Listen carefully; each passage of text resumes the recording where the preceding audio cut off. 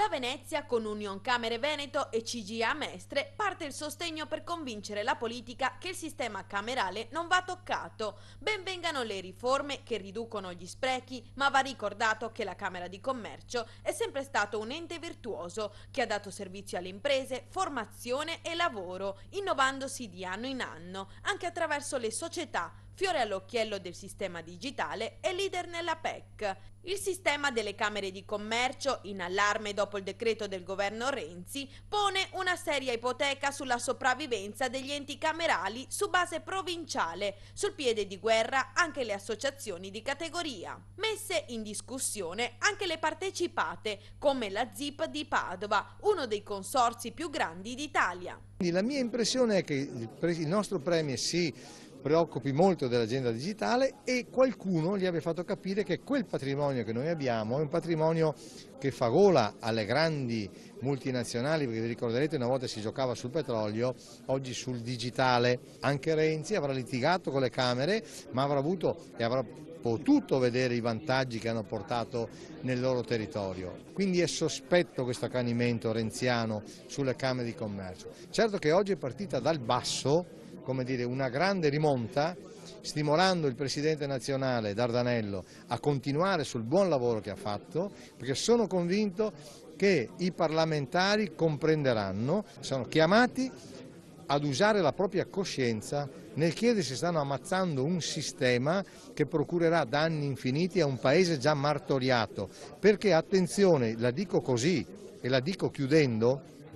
fino adesso le Camere di Commercio hanno preso e hanno dato, il governo prende solo. Un abbattimento del 50% che, se da un lato porta ad un alleggerimento dei costi a carico delle ditte iscritte al registro delle imprese, dall'altro porterà allo stop della redistribuzione dei fondi ad opera delle Camere di Commercio, il cui ricavo è destinato ad alimentare un fondo nazionale e che svuota di compiti e funzioni gli enti camerali. Pensate solo a quella storia che viene poco raccontata di Padova, lo ZIP di Padova, oltre 40.000 dipendenti, un'invenzione del professor Volpato che si sogna di fare questa cosa. 30-40 anni fa quei 40.000 posti erano a Marghera. Volpato ci ha visto bene, la Camera di Commercio di Padova ci ha visto bene, il Cerved ci ha visto bene. Sono tutte cose che dicono dell'eccellenza delle Camere di Commercio, gli aiuti al credito, gli aiuti alle imprese, all'internazionalizzazione. Anche le associazioni di categoria, per quanto brave, hanno bisogno della Camera di Commercio che fa da coordinatore, che divide queste cose, che le spartisce, che le assegna, che le finanzia, che le aiuta, che le intuisce, ha per esempio anche un orecchio a Bruxelles e per cui capisce certe cose e le trasferisce. Una volta messo in difficoltà o soppresso questo, chi farà queste cose? Tanto è vero che c'è una cosa da dire, per concludere, che ci sono praticamente in tutti i paesi sviluppati, pubbliche o private, ma tutti sentono l'esigenza delle Camere di Commercio. Il governo, per salvare se stesso, vuole attivare la spending review a spese degli altri, puntando sostanzialmente a cancellarle per appropriarsi di quel tesoretto che migliori Camere sono riuscite a costituire negli anni. Una legge che porta all'abolizione di progetti importanti per il territorio, come l'Expo di Milano o il Centro Congressi di Padova. Noi abbiamo calcolato, abbiamo fatto un conto molto serio insieme con la CGIA di Mestre, che il tutto viene a costare alle casse pubbliche 2,5 miliardi,